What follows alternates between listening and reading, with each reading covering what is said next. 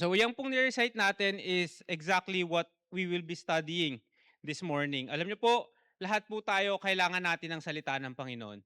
Amen? Hindi, bagong Kristiyano ka, matagal na Kristiyano, lahat po tayo kailangan natin yan. So let's open our Bibles in Colossians chapter 1 and we'll be reading until verse number 8. Colossians chapter 1 verses 1 to 8. So sabay-sabay po nating basahin. Ready now, read. Paul, an apostle of Jesus Christ by the will of God, and Timotheus, our brother, to the saints and faithful brethren in Christ, which at Colossae, grace be unto you and peace from God our Father and the Lord Jesus Christ. We give thanks to God and the Father of our Lord Jesus Christ, praying always for you, since we heard of your faith in Christ Jesus and of the love which ye have to all the saints. For the hope which is laid up for you in heaven, whereof ye heard before in the word of the truth of the gospel, which is come unto you, as it is in all the world, and bring it forth fruit, as it doth also in you, since the day ye heard of it, and knew the grace of God in truth. As ye also learned of Epaphras, our dear fellow servant, who is for you a faithful minister of Christ, who also declared unto you as your love in spirit. Tayo po ay manalangin. Let's pray. Panginoon, salamat po sa inyo. Thank you, Lord, sa blessings na binigay niyo sa amin this morning. Thank you, Lord, for giving us a wonderful weather na hindi po ito naging hadlang sa aming pananambahan. Ngayong umagang ito, Panginoon, kayo pong magbukas ng aming puso at ng aming isipan upang tanggapin ang inyong salita. At pagkatapos po ng aming pananambahan ay mas mamahalin po namin kayo. Lahat ng glory and praise ay binibigay at nilalagay po namin sa inyong paanan. In Jesus' name we pray. Amen. Pwede na po kayo maupo. So dito po makikita po natin si Paul every time he writes a letter. 'Di ba? Kahit sa atin po, kapag nakatanggap ka ng isang formal letter or kapag nakatanggap ka ng isang email, 'di ba? Ang una diyan is yung header. 'Di ba? Ang una diyan is kung saan ito galing or kung kanino ito nagpapatungkol tong sulat na ito. And then after that, nandoon na po yung importanteng part. So doon po makikita po natin that after Paul greeted the people, yung mga Colossians, ay pinasalamatan niya ito. And then after that, tinurn niya yung attention to the gospel. Sabi po dun sa Colossians chapter 1, verse 5, sabi dyan, for the hope which is laid up for you in heaven, whereof ye heard before in the word of the truth of the gospel. So dito po makikita natin that Paul acknowledges the gospel. Because the gospel is the foundation of everything in our Christian life. Yung salita po ng Panginoon, yung turo na binibigay po sa atin, ito po yung foundation ng ating buhay. Marami po sa atin yung umaattend sa simbahan, pumupunta sa church na hindi po talaga nila alam yung mensahe ng Panginoon. Many people sa buong mundo po natin hear the term gospel or Jesus, pero hindi po nila alam kung ano po ba talaga yung ibig sabihin nito. Diba, marami po sa panahon natin ngayon, maraming simbahan yung nag-uusbungan, maraming churches, maraming pastor, maraming mensahero yung nagtuturo about the Word of God. Merong iba't ibang version, merong iba't ibang style, merong iba't ibang paraan ng pagtuturo nito. Pero alam niyo po, the power of the gospel is to transform our lives. Yung power po ng salita ng Panginoon ay para baguhin po yung buhay po natin. Kaya nga po si Paul acknowledged the Colossians. Sabi niya doon, for the hope which is laid up for you in heaven, whereof ye heard before in the word of the truth of the gospel.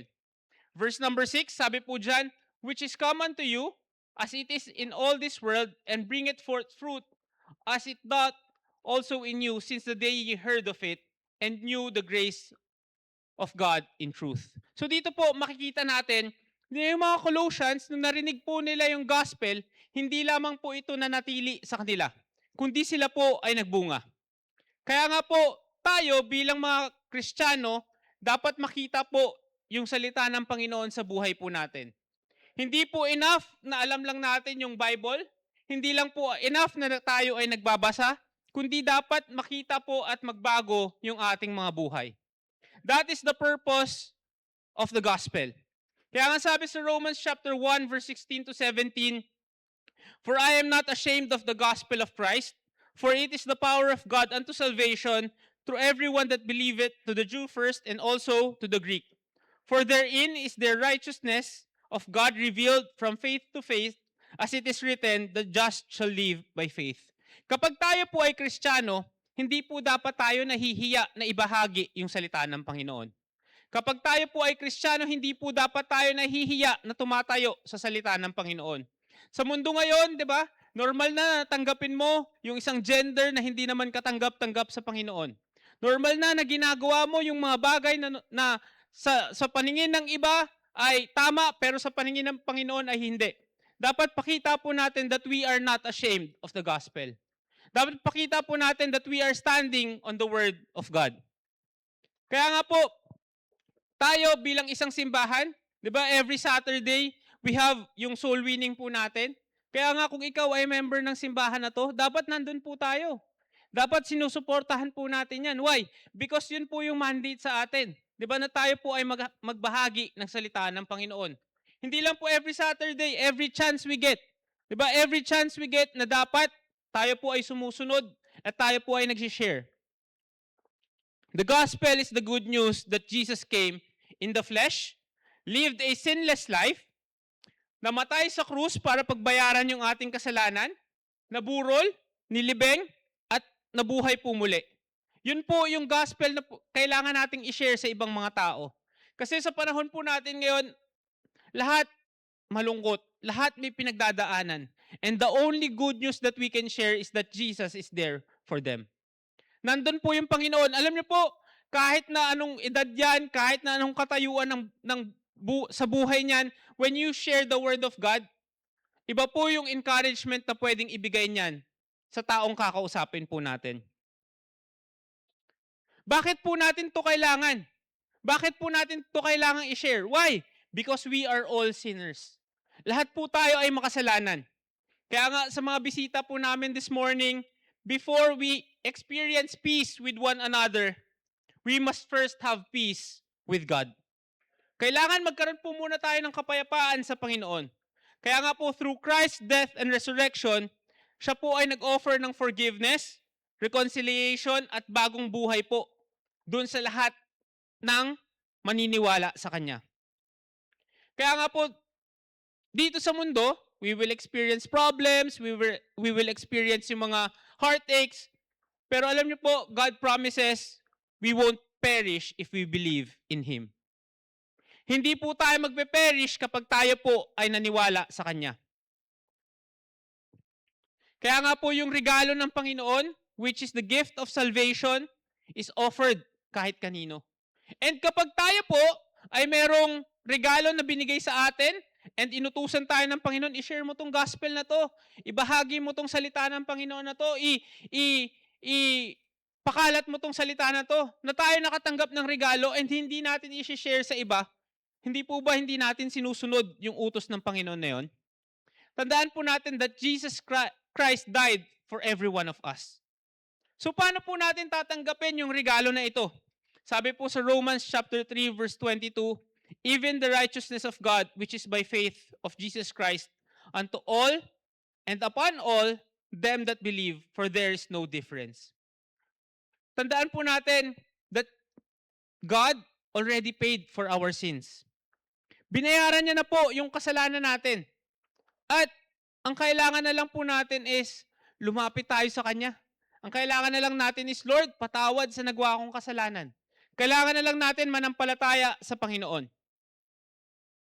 Kaya nga once the gospel changes our relationship with God, it begins changing every other relationship sa buhay po natin. Kaya nga po yung gospel, hindi lamang po ito mensahe ng Panginoon, kundi ito po yung bagay na magbabago ng buhay natin. Kasi once we know the Word of God, once we trust God ng buhay po natin, dun po makikita yung produkto niyan eh. Diba? Hindi naman pwedeng save lang tayo, tapos mananatili tayo kung nasaan tayo. Save tayo pero hindi nagbabago yung buhay natin. Yung ginagawa natin, yung habits natin, yung attitude natin, ay ganun pa rin. Kaya nga po pag save tayo, dapat nagbabago po tayo. Sabi nga sa Psalms chapter 127 verse 1, except the Lord build the house, they labor in vain that build it. Except the Lord keep the city, the watchman waketh but in vain. Kahit sa family po natin, every strong home or a healthy marriage and lasting relationship must be built by the Lord. Kaya nga po every time na si Pastor Joey, kakausapin kaming magkapatid, ang lagi niya sa aming sinasabi is, dapat yung sa pamilya nyo, ang foundation nyo is yung salita ng Panginoon. Dapat ang tinuturo nyo is yung salita ng Panginoon. Why? Because every foundation, kahit sa school, alam niyo po, yung batas natin hindi lang sa atin kahit sa ibang mga lugar, is built on the Word of God. Yun po yung reference niyan Kaya nga, pag nakita nyo, di ba, parang halos similar sa salita ng Panginoon. Dahil dun po yan kinopya. And tayo po sa buhay po natin, if we want a solid foundation sa ating pamilya, we need the Word of God. Kailangan po natin yung salita ng Panginoon. Kaya nga po, alam niyo po, pagdating sa family, pagdating sa mga mag-aasawa, pagdating sa trabaho, minsan personalities will clash. Diba? Pag mag-asawa, dahil magkaiba kayo ng kinalakihan, madalas hindi parehas yung tingin nyo sa isang desisyon. Dahil galing kayo sa iba't ibang pamilya, galing kayo sa iba't ibang background, madalas, di ba, nag-aaway, hindi nagkakasundo, pero once you get to know each other, doon na kayo nagkakaroon ng connection. Pero, kahit ganun pa yan, dahil tao tayo, magkakaroon ng away, magkakaroon ng tampuhan, magkakaroon ng hindi pagkakasundo. Kaya nga po dapat ikakapit natin yung salita ng Panginoon. That except the Lord build this house, they labor in vain that built it. Kaya nga, mga young people, if you want to have a better future, if you want to have yung successful life, establish natin yung sarili natin sa salita ng Panginoon. Hindi yan isang myth, hindi yan isang sabihin na nating theory, kundi yan ay proven, yan ay napatunayan na, at yan ay hindi magbabago ngayon at kailan pa man. Bakit? Kasi kung pag binild natin yung sarili natin sa salita ng Panginoon, hindi po sayang lahat ng efforts natin. We may not enjoy life katulad ng enjoyment ng ibang mga tao, pero hindi naman porket hindi ka nag-i-enjoy ay hindi na magiging masaya yung buhay mo. Dahil iba po ang kasiyahan ng isang Kristiyano. Huwag natin hayaan yung kasiyahan ng mundo, yun po yung kasiyahan na hahanapin natin. Kasi pag hinanap po natin yan sa labas, hindi po tayo magiging masaya. At mawawala po tayo sa simbahan.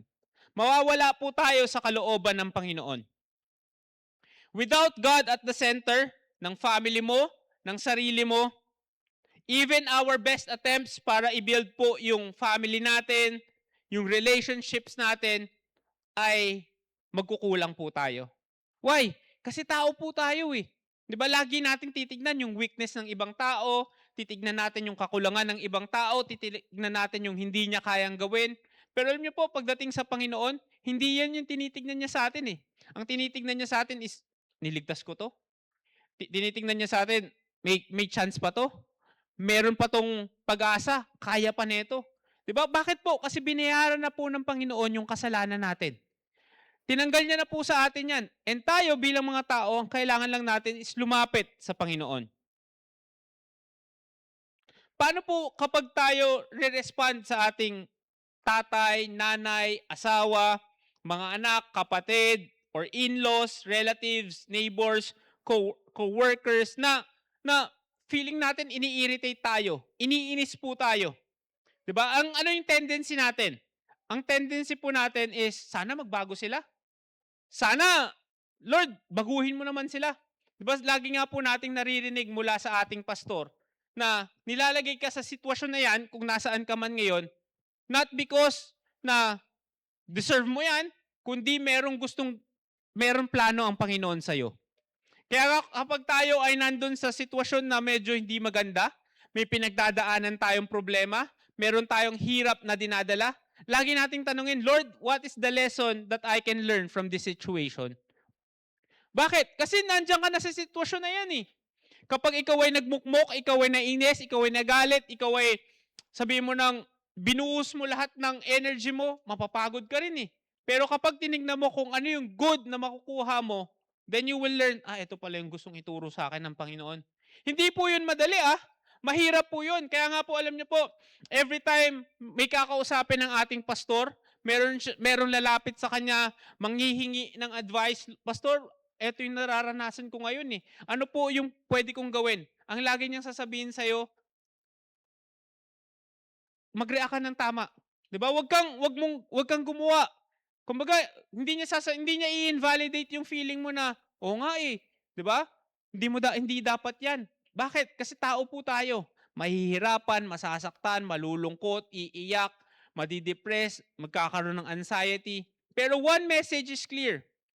Kahit na ano pa 'yan, nandiyan yung Panginoon para sa atin. Kahit ano pa yan, we have a solid foundation na mula sa gospel ng Panginoon. The answer always begin with the gospel. The answer always begin with the word of God. Mula sa salita ng Panginoon. Kaya nga po, kung tayo ay Kristiyano at hindi po natin binubuksan at hindi po natin tinitignan yung salita ng Panginoon, then something is wrong with us. Diba? May mali po sa atin. Bakit? Kasi ito po yung pwedeng magbigay sa atin. Ito po yung pwedeng tumulong sa atin. Ito po yung pwedeng magbago ng buhay natin. Sabi nga dun sa Psalms 127 verse 1, di ba? God must build the home. Kung hindi ang Panginoon yung gumawa ng bahay na yan, gumawa ng buhay na yan, then they labor in vain that built it. Ibig sabihin, kahit na anong effort, kahit na anong gawin mo, lahat yan in vain. Kaya nga, dapat po, lagay po natin sa Panginoon. Ibigay po natin sa Kanya. Ano po yung reality natin today? Ang reality po natin is that sin affects every relationship. Dahil sa kasalanan, ito po ay nakakaapekto sa relationship po natin. And yung problem po natin is that imperfect people will hurt us. Mga tao, sasaktan po tayo niyan. Kahit po Kristiyano pa yan, masasaktan tayo dyan. kahit na po matagal nang nagsisimba yan, masasaktan pa rin po tayo dyan. So ano po yung need natin? We cannot fix the relationship merely by changing others. Ano po yung kailangan natin? The gospel will change us. Yung gospel po, yung magbabago sa atin. Bakit? Kasi hindi naman po natin controlled yung ibang mga tao eh. Hindi naman po natin controlled yung emotions nila, yung experiences nila. Pero one thing we can control is our emotion. One thing we can control is ourselves. At hindi po natin makokontrol yan kung wala po yung salita ng Panginoon. Kung wala po yung gospel ng Panginoon. The gospel, the word of God, also gives us the power to love broken people because we have first been loved and forgiven by Christ Jesus. Bakit tayo lalabas? Bakit tayo mag-share? Bakit tayo magpapakapagod? Bakit tayo kahapon, 'di ba? Umuulan po pero continuous pa rin yung soul winning natin. Yung mga iba nagso-soul winning, nakapayong, inuulan pero nagbabahagi pa rin ng salita ng Panginoon. Why? Kasi tayo po ay undeserving sa pagmamahal ng Panginoon. So sino tayo para hindi ibahagi yung message na ito sa ibang mga tao? Kaya nga po, every chance we get, we should always learn to share the Word of God. The evidence of the gospel being known and believed by a person is their transformed life. Yung buhay po natin, nagbago ba yan? Tandaan po natin na yung buhay natin, hindi po nakikita ng ibang tao yung ginagawa po natin sa personal life po natin. Hindi po nakikita ng ibang tao yung ginagawa natin kapag tayo na lang mag-isa. Pero makikita po nila tayo kung ano po yung lumalabas sa atin. Kaya nga po kung ano yung ini-intake natin, kung ano po yung pinapasok natin sa katawan, kung ano po yung pinapasok natin sa utak natin, sa mind natin, sa puso natin, yun po yung ilalabas natin. Hindi naman po tayo pwedeng maglabas ng maganda kung ang pinapasok po natin ay pangit. Kaya nga po, di ba, kung gusto mo ng isang healthy na body, anong kailangan mong gawin? Kailangan kumain ka ng healthy na pagkain. Kailangan mag-take ka ng vitamins. Kailangan mag-take ka ng supplements. Pero tas biglang sasabihin mo, Dok, pwede bang bigyan mo naman ako ng parang i-check mo naman ako, masama tong tong na-experience ko eh. Tas tatanong sa'yo, ano bang ginagawa mo? Anong kinakain mo? Anong iniinom mo? Ano yung habits mo? 'Di ba? Kaya naman pala nagkakaganyan ka kasi ikaw rin yung gumagawa sa sarili mo. So tayo po, yung evidence ng salita ng Panginoon is yung change na buhay po natin. Kung nag-transform po ba tayo, kung nagbago po ba yung buhay natin, or kung ganun pa rin po tayo. Tandaan po natin na yung Christian life is a long, long, long process. Bakit? Kasi sanay po tayo magkasala eh. Sanay po tayo magkamali eh. Pero, dahil meron na pong Word of God, then that will change our life slowly. Huwag natin madaliin. Kasi lahat ng nagmamadali, di ba? Mas masakit. Di ba? Pag nadapa, ayoko na. Hindi ko na gagawin. Pero, matagal po tong karera natin eh.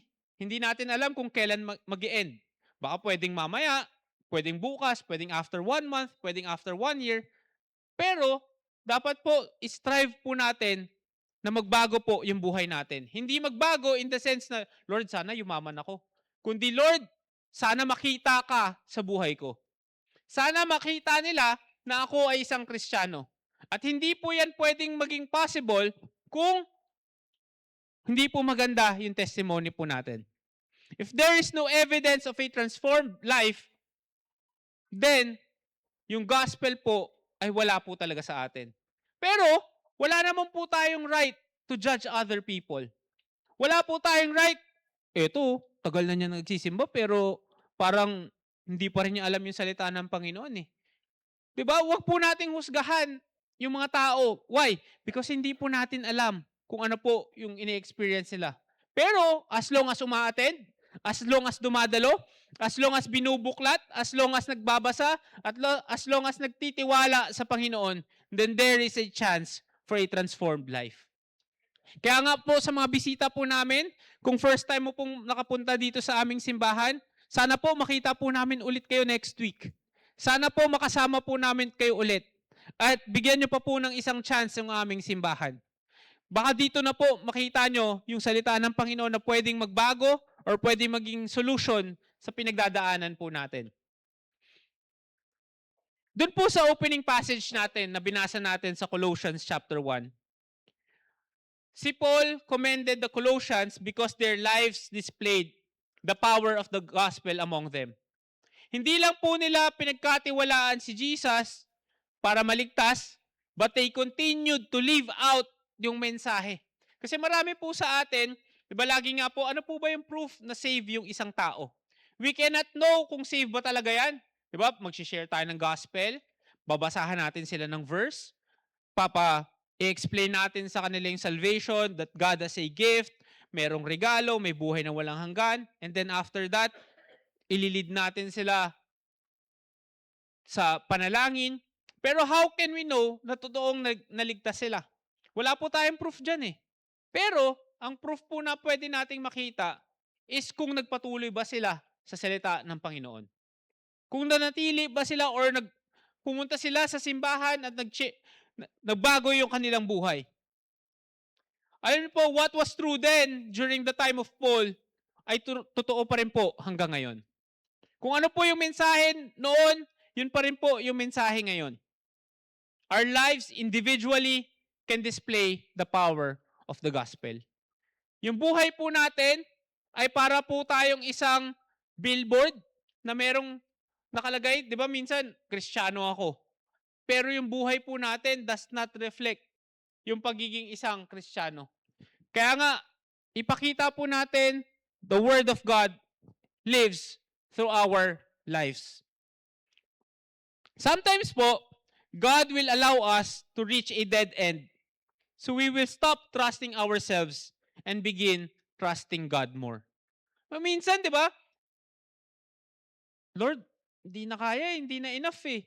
Parang wala nang solusyon, parang dead end na, parang putol na. Pero, ito po yung ginagawa ng Panginoon so that we can trust Him more. Our greatest lessons of faith are often learned in our hardest seasons of life. Meron ka bang pinagdadaanan ngayon?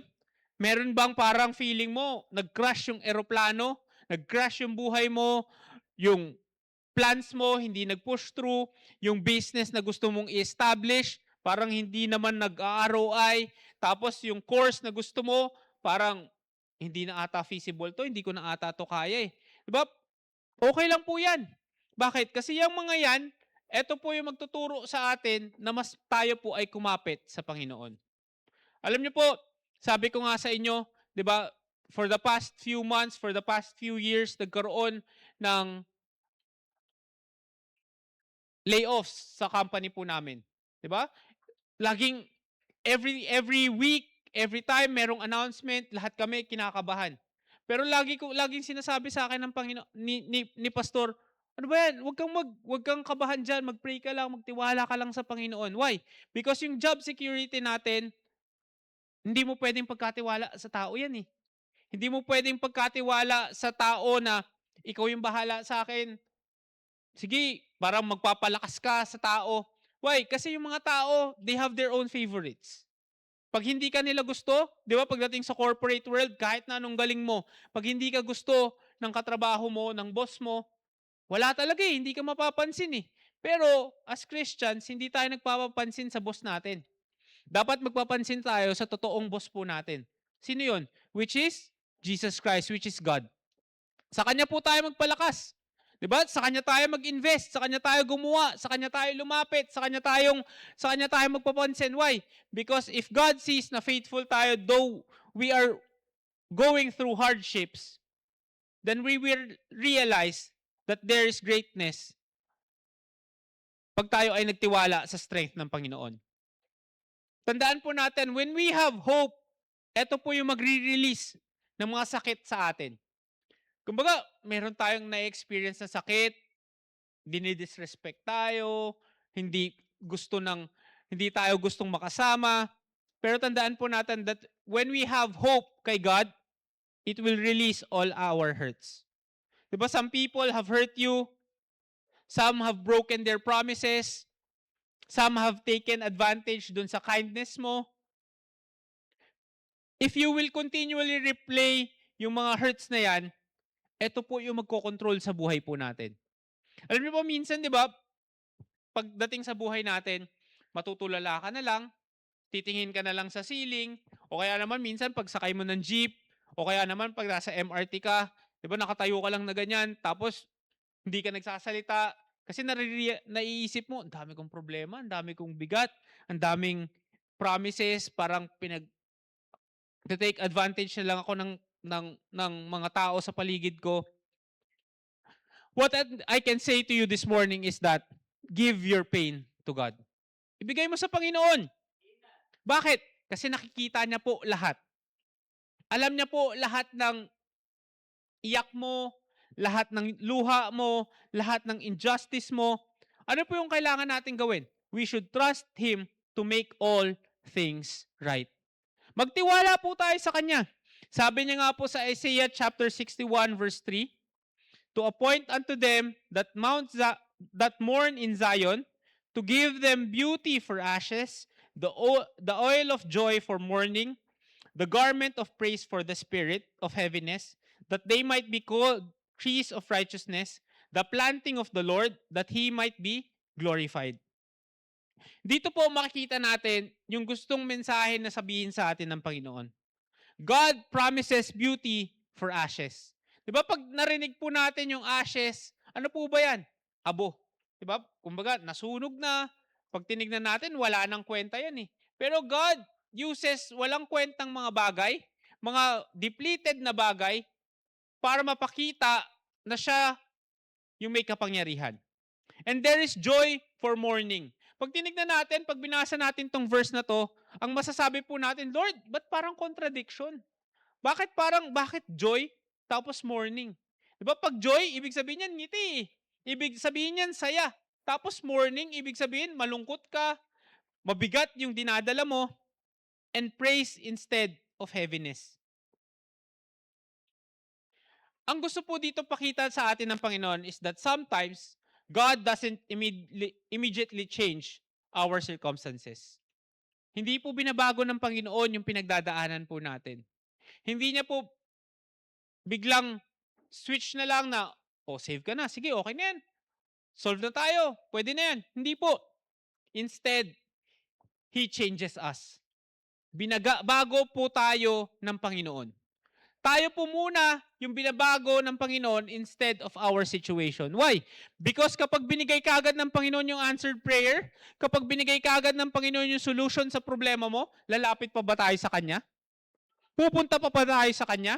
Mananampalataya pa ba tayo sa Panginoon? Not that God ay madamot or gusto Kanyang pahirapan muna. Hindi po. But God wants to teach us something. That kahit nasa anong level ka, nasa magandang buhay, nasa medyo okay na buhay, nasa nahihirapan, or nasa sumasabay na lang sa alon, kahit nasang kang level dyan, dapat nagtitiwala po tayo sa Panginoon. He will give us a new heart, a new perspective, a new attitude, and a new vision. Ibig sabihin, kapag tayo po ay nasa Panginoon, tayo ay kumakapit sa gospel ng Panginoon, babaguhin niya po tayo. Babaguhin niya yung isip natin, babaguhin niya yung puso natin, babaguhin niya po yung paningin natin. Kaya nga po, your best days ay wala po sa likod natin, kundi nasa future po natin. Yun po yung gustong pakita sa atin ng Panginoon. Because of the gospel, because of the word of God, di ba magkakaroon ka po ng bagong perspective sa buhay mo. Ito yung magtuturo sa'yo na yung problema mo, temporary lang yan.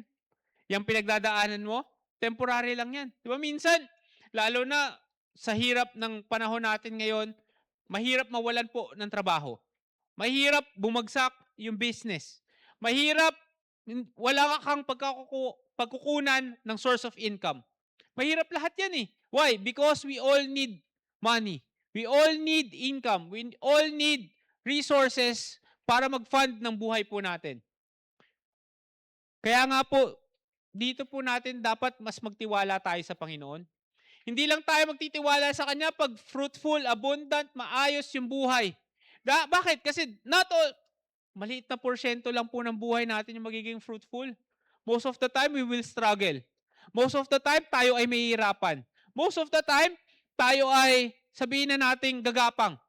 Pero most of that time ay dapat we should spend nakilalanin yung Panginoon. Why? Because this will transform our lives. Kaya nga, God's ultimate deliverance ay hindi po dito sa lupa. Dito sa lupa, mahihirapan tayo, pagte-take advantage tayo, pagkakaisahan tayo. Pero pagdating po sa langit, sabi nga sa Revelations chapter 21 verse 4, and God shall wipe away all tears from their eyes, and there shall be no more death, neither sorrow nor crying, neither shall there be any more pain, for the former things are passed away. Diba? Ito po yung final prize. Dito sa lupa, we will continue to struggle. Pero pagdating po sa langit, there will be no more death. Diba, sabi nga po kanina ni Preacher Edgar, parang gusto niya na po umuwi. Diba? Parang gusto niya nang pumunta sa langit. Sabi ko sana, Sir Edgar, next time na muna kami ha. Medyo gusto pa po namin mag-enjoy sa buhay po namin. Pero bilang mga Kristiyano, yun naman po talaga yung final call natin eh. Diba? In heaven, there will be no more death. Wala na pong sorrow, wala nang crying, wala nang pain.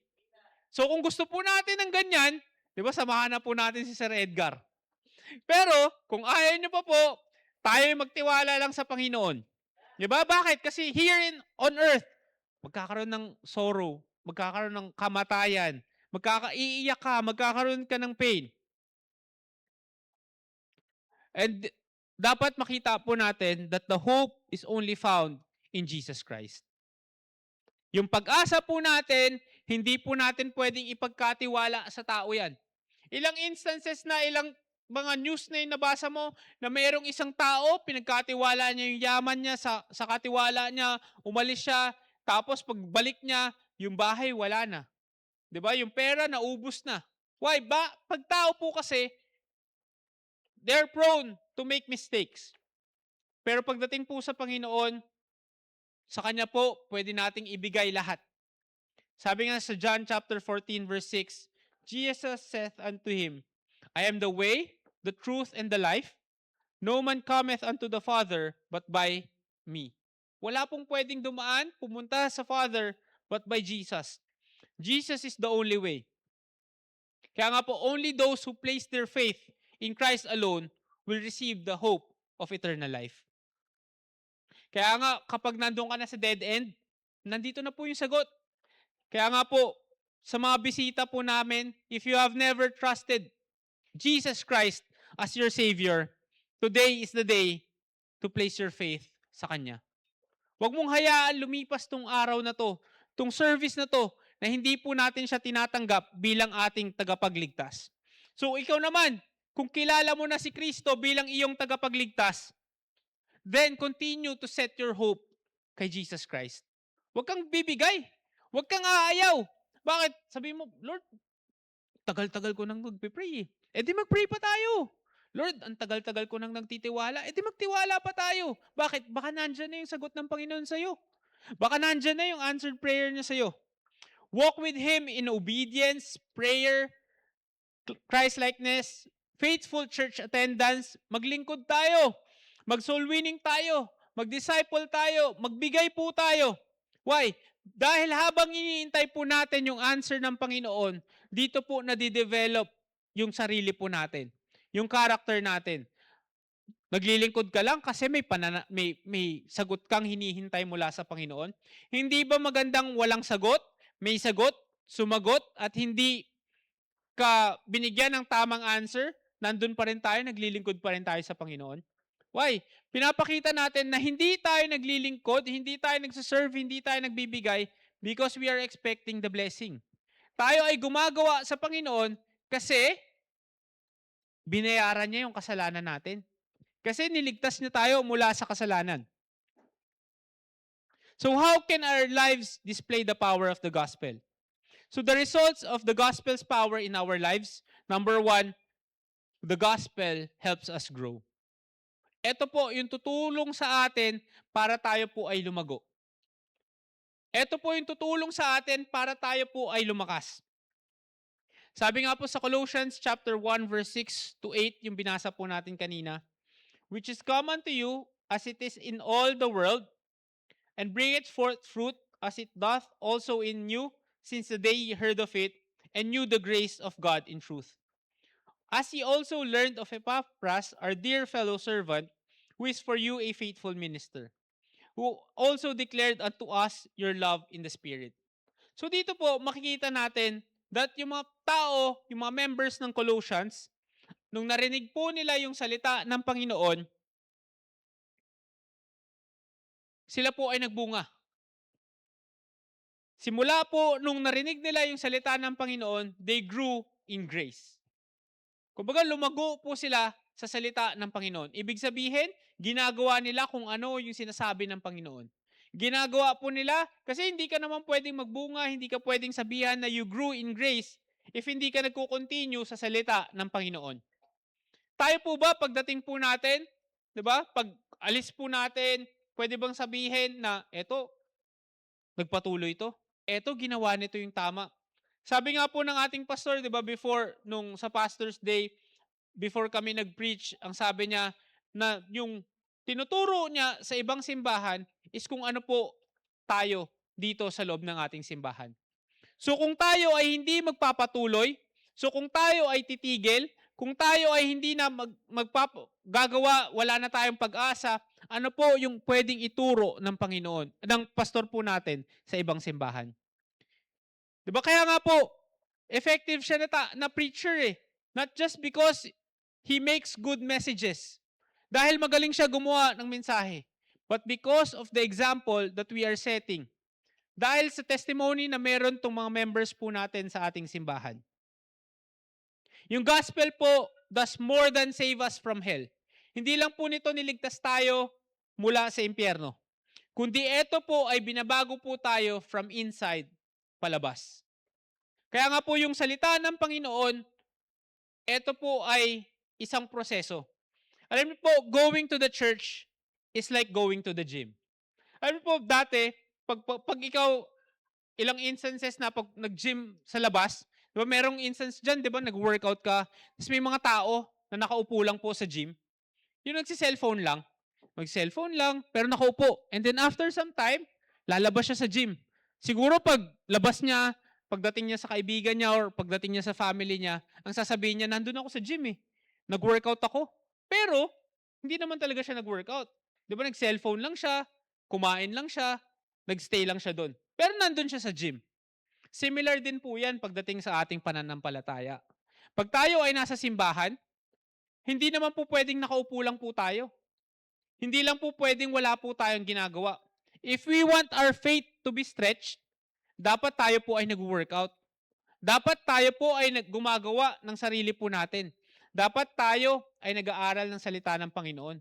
Dapat tayo po ay nakikinig at pinapasok po natin yung salita ng Panginoon sa buhay po natin. Why? Kasi kapag hindi po natin ginagawa yan, para kang isang tao na may gym membership, pumupunta sa gym, pero hindi naman talaga nakikita yung resulta. Di ba sabi nga, para makita yung resulta sa workout mo, makikita sa itsura mo yan eh. Makikita sa katawan mo yan eh. Makikita sa buhay mo. Same thing po sa ating spiritual life. If we will not work out our spiritual muscles, hindi po yan mapapansin. Di ba? May problema pa lang, babagsak ka na kagad. Meron ka pa lang na hindi ka lang pinansin, madadapa ka na kagad. Pero when you work out using the gospel, then you will be stronger. Di ba? Mas lalakas ka. Di ba? When you spend more time studying, praying, immersing yourself sa salita ng Panginoon, then, dun po tayo mas tatatag.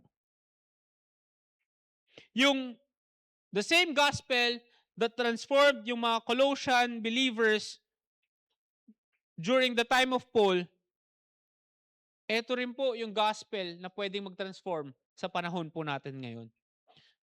Kaya nga, notice po yung sinabi ni Paul dun sa verse na binasa natin, that bearing fruit and growing in you. So tayo po, pwede po ba tayo masabihan na you're bearing fruit? Ikaw ay lumalago. Growth begins with understanding God's grace.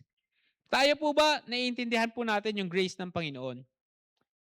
Dito po natin makikita that real spiritual growth begins when the gospel is no longer merely something we know, but something we live.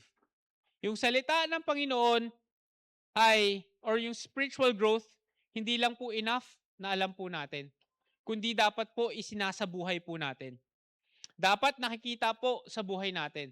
Kaya nga tayo, di ba sabi ko nga sa inyo, iba't iba yung environment natin, iba't iba yung trabaho natin, sa iba't ibang lugar po tayo nakakalat. Pero dapat, kahit wala kang kasama, may kasama ka, dapat nakikita po sa buhay natin yung salita ng Panginoon. Because this word of God, this gospel, it transforms kung paano po tayo mag-isip. It will transform our attitude. It will transform our priorities. It will transform our relationships. And it will transform our daily decisions. Kung dati, pag tayo ay nag-isip, ano yung benefit na makukuha ko dyan? Ano kaya yung pwede kong advantage na makuha ko? Hindi ba, ano yung pwede kong matulong? Ano yung pwede kong mabigay? Ano yung pwede kong magawa? Attitude, bahala ka sa buhay mo. Or, ano yung pwede ko kayang matulong sa kanya? O kaya naman pagdating sa priorities natin, 'di ba? Pagdating sa priorities natin, ano ba yung priority natin sa buhay natin? May Bible study, tapos hindi ka makita sa Bible study nyo? Meron tayong church activity, saglit lang po, meron pa po akong kailangan gawin eh. Meron tayong soul winning, 'di ba? Pagod po ako eh. Meron po akong ginawa eh. 'Di ba? Ano ba yung priority natin sa buhay natin? Sa daily decisions po natin, are we making the right decisions every day? Alam niyo po, not all the time we will make the right decisions. Not all the time, tama yung gagawin natin. Pero, we should always surrender every areas of our lives to Christ. Why? Because the gospel continues its transforming power to work dun po sa loob natin. Kaya nga, 'di ba lagi sa ating nire-remind ng ating pastor, kahit na makulit 'yan, kahit na pasaway 'yan, as long as nakikinig 'yan ng salita ng Panginoon, his or her life will be transformed. Kaya nga po, attend lang sa simbahan. Punta lang po dito. Makinig lang po tayo. Why? Because this word of God can transform our lives. Not instantly. Minsan matagal pa nga eh. Minsan mahirap pa eh. Pero magpatuloy lang po tayo. The gospel helps us persevere instead of giving up. Yung salita po ng Panginoon, this will help us to continue. This will help us na magpatuloy. Bakit? Kasi sa buhay po natin, lahat tayo gusto natin mag-give up eh. Alam niyo po, 'di ba, lalo na sa panahon ngayon, 'di ba, usong-uso po yung pagtalon ng company. Usong-uso yung kapag hindi mo na gusto yung katrabaho mo, magre-resign ka na. Kapag hindi mo na gusto yung boss mo, aalis ka na. Hindi mo na gusto yung um, ka katabi mo, ayaw mo na. Alam niyo po, dati nung nandun pa po ako sa lumang company, tas tinatanong ko si pastor, sabi, "Hindi, mag-stay ka lang diyan, okey lang 'yan." Alam niyo po, tinulungan niya akong ma-develop na kahit na may adversary, kahit na merong na-e-experience na hindi maganda, kahit na hindi okay, you should always continue. Bakit? Kasi not all the time magiging kasundo mo lahat, eh. Tapos kapag umayaw ka diyan, yun din yung gagawin mo sa susunod. Kapag hindi mo na gusto, aalis ka na naman. So ano yung na-develop mo na character sa sarili mo? Na kapag hindi maganda yung na-experience mo, aalis ka na. Kasi minsan po, sa buhay po natin, yung pag-alis is not, sabihin na natin, yung best part. Kundi minsan, yung hardships, yung problema, yung pinagdadaanan mo, ito po yung magde-develop ng character po natin. One evidence of spiritual growth is perseverance. Yung hindi po natin pag-ayaw. Why? Because in Galatians chapter 6 verse 9, ang sabi po dyan, "And let us not be weary in well-doing, for in due season we shall reap if we faint not." Kapag ikaw ay hindi sumuko, kapag ikaw ay hindi umalis, kapag ikaw ay nagpatuloy, magbubunga po tayo. We should always remember that every believer faces discouragement. Kapag ngayong umagang ito, nagbigay po ako ng piece of paper sa bawat isa sa inyo, mag-list ka naman ng problema mo dyan. No? Baka kulang pa po yung isang bond paper. No? Baka marami po tayong problema. Tapos pag sa next page, isulat mo naman yung mga answered prayers mo. Di ba pag sinulat mo doon, parang mas marami kong problema kaysa sa sa answered prayers Parang mas marami kong pinagdadaanan kaysa sa sagot ng Panginoon Okay lang po yan. Why? Because every believer faces discouragement. And Satan knows that if he cannot keep us from serving Christ, he will try to convince us to quit. Sasabihin niya, suko na, tama na, huwag ka na mag-serve dyan, huwag ka na mag-church. Tignan mo yung listahan na yun, oh. Dami mong problema, di ba? O, tas onti lang yung answered prayers mo. Ano ba yan? Yan ba yung pinaglilingkuran mo? Di ba meron tayong mga voices na ganyan na naririnig? Meron tayong mga nagsasabi sa atin, wag na, tama na, tigil na. Discouragement weakens our faith. Ito po yung nagpapahina ng ating pananampalataya. It will cause us to lose our heart. Titigil mag-serve. Titigil manalangin. Bakit? Lord, wala namang kwenta yung panalangin ko. Everyday ako nagpipray, pero wala pa rin pong answer eh. Every Sunday, I'm going to church. Every chance I get, I witness, I share the gospel, I trust God. Pero the gospel reminds us that God is always working, even if we cannot see it immediately. Nagtatrabaho po yung Panginoon. Kumikilos yung Panginoon. Hindi lang po natin nakikita. His promise is clear. Sa Galatians chapter 6 verse 9, if we do not give up, we will reap a harvest in God's perfect time.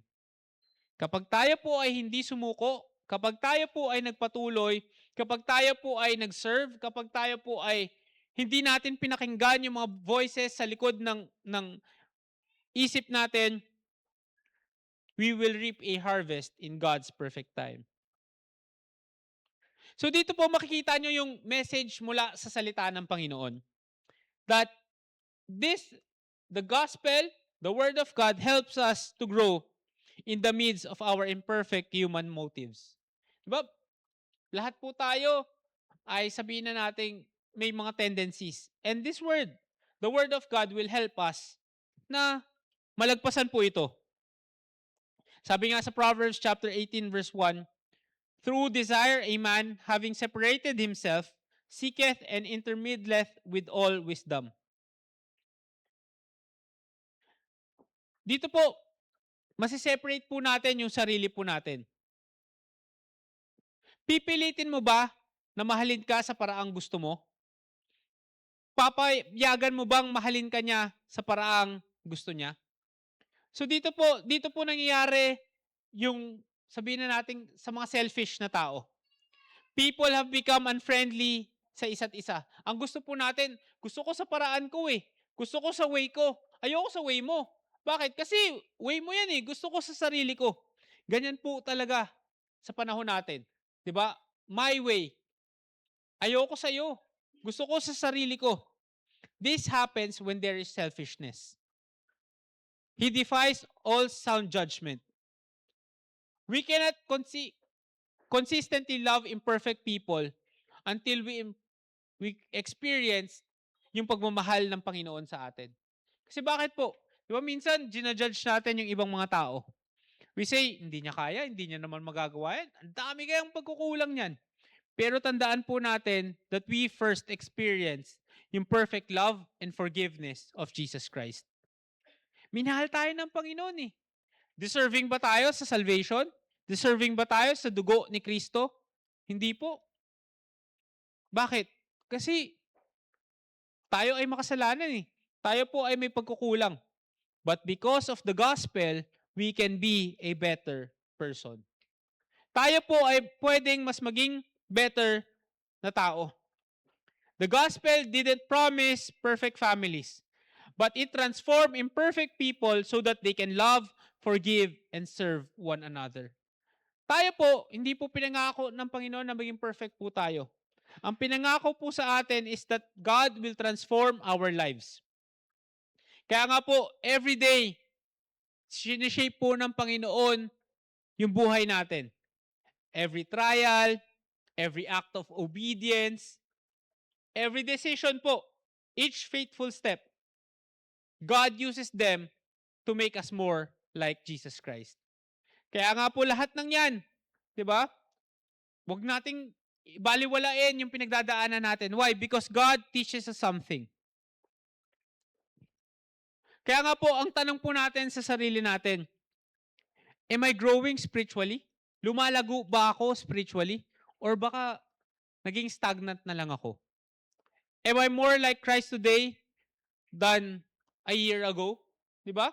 Kaya nga po tayo, bilang pagdating po sa trabaho, di ba meron dyan na i-review yung performance mo, i-review kung ano yung ginawa mo. Kapag tinignan mo yung status mo this year, from last year, nag-improve ka ba? Nagbago ba yung buhay mo? Nagbago ba yung attitude mo? Or meron pang onting kailangang i-change? Am I responding to trials with greater faith and patience? Meron ba akong fruit of the Spirit? Kilala ko ba si Jesus more? So the results of the gospel power in our lives. Number 1, the gospel helps us grow. Number 2, the gospel changes our life. Binagbago po nito yung buhay po natin. Kaya nga po, pag tayo ay naging Kristiyano, hindi po yan dire-diretso. Diba? Minsan, kailangan mong bumaliktad. Kailangan mag-turn around. Sabi sa Colossians chapter 1 verse 9 to 11, for this cause we also, since the day we heard it, do not cease to pray for you and to desire that ye might be filled with the knowledge of His will in all wisdom and spiritual understanding. Verse 10, that ye might walk worthy of the Lord unto all pleasing, but being fruitful in every good work, and increasing in the knowledge of God, strengthened with all might, according to His glorious power, unto all patience and long-suffering with joyfulness. So dito po, makikita po natin that ye might walk worthy of the Lord unto all pleasing, being fruitful in every good work. So dito po makikita po natin na yung continuous na pakikinig, continuous na pagdadive sa salita ng Panginoon, ito po yung tutulong sa atin para maging maayos po yung buhay natin. The gospel does not give us hope for tomorrow. It will also help us grow today. Kasi 'di ba lagi pong pangako sa atin na yung gospel, yung faith natin sa Panginoon, it will help us tomorrow. Pero in reality, it helps us grow today. Ito po yung tutulong sa atin na lumago po tayo ngayong araw na to. The gospel transforms the way we live every day. Kaya nga kapag meron po tayong salita ng Panginoon, tamang desisyon, tamang prayer, tamang pinupuntahan, it will help us naggawin kung ano po yung tama. Pag tayo po ay may salita ng Panginoon, dapat yung lakad natin, dapat yung asta po natin makita si Kristo sa buhay po natin. It's not enough na alam po natin yung salita ng Panginoon. Yung words po natin, yung attitudes natin, yung priorities natin, yung relationships po natin, and yung decisions po natin, lahat po yan should reflect the one who saved us. Yung transformation po mula sa salita ng Panginoon. Yung isa na pasaway will become a blessing. Yung isang irresponsable, magiging responsable. Yung isang lustful na tao ay magiging pure. Yung isang tao na puno ng takot, magiging courageous. Yung isang magnanakaw, matututong magbigay. Yung mga demanding na tao, sila po yung maglilingkod. Yung mga complainers, they will become thankful.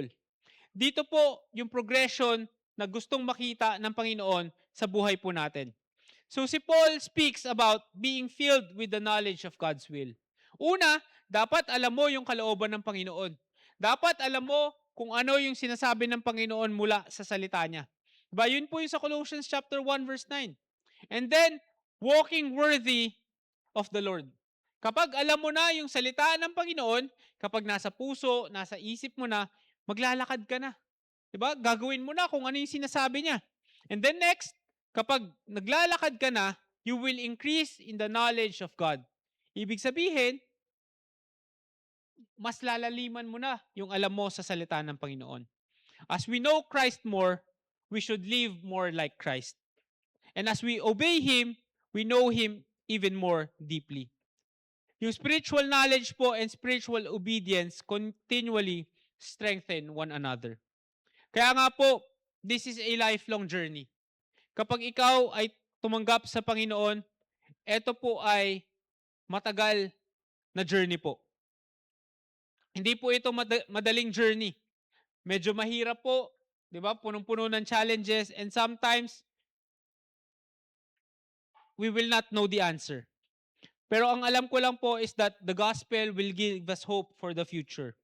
The gospel will help us grow to Christ-likeness. The gospel changes our lives day by day. And the gospel cancels our past through the redeeming blood of Jesus Christ. Kaya nga po, ngayong umagang ito, gusto ng Panginoon na magkaroon po tayo ng breakthrough at kunin po yung puso at yung isipan po natin. Kaya nga, ikaw, kung tinanggap mo na si Kristo bilang iyong tagapagligtas, magpatuloy po tayo. Huwag po tayong umayaw. And makita po ng tao na nabubuhay po yung salita niya sa buhay po natin. Pero kung ikaw ay hindi mo pa tinatanggap si Kristo bilang iyong tagapagligtas, this is now the right time. Why? Kasi hindi po natin alam kung ano po yung pwedeng mangyari sa atin. Hindi po natin alam kung ano yung pwedeng ma-experience po natin. Pero one thing I know is that we need Jesus sa buhay po natin. Tayo po ito may lahat at tayo po ay manalangin. Let's pray. Panginoon, salamat po sa inyo. Thank you, Lord, sa blessings na inyong pinagkaloob sa amin. Salamat, Lord, sa araw na ito na kami po ay nakapag-aral ng inyong salita. Thank you, Lord, for giving us this wonderful opportunity that we can know na yung salita nyo can transform our lives. Mga kapatid, ngayong araw na ito, nakita po natin yung katotohanan mula sa salita ng Panginoon. na sa sarili po natin, wala po tayong pwedeng gawin. Sarili po natin, kapos po tayo. Sarili po natin, puro po tayo kulangan. Kaya ngayong umagang ito, if you have already accepted Christ as your Savior, lumapit po tayo sa Kanya. And let's say, Lord, patawad. Patawad kung nagkukulang ako. Patawad kung nagkakamali ako. I will trust you more. I will believe in your word more. Mga kapatid, kung ikaw naman ay hindi mo pa kilala si Kristo bilang iyong tagapagligtas, now is the time that you can know that Christ loves you and that Christ died for you. The altar is open for you. Lumapit po tayo sa altar at tayo po ay manalangin.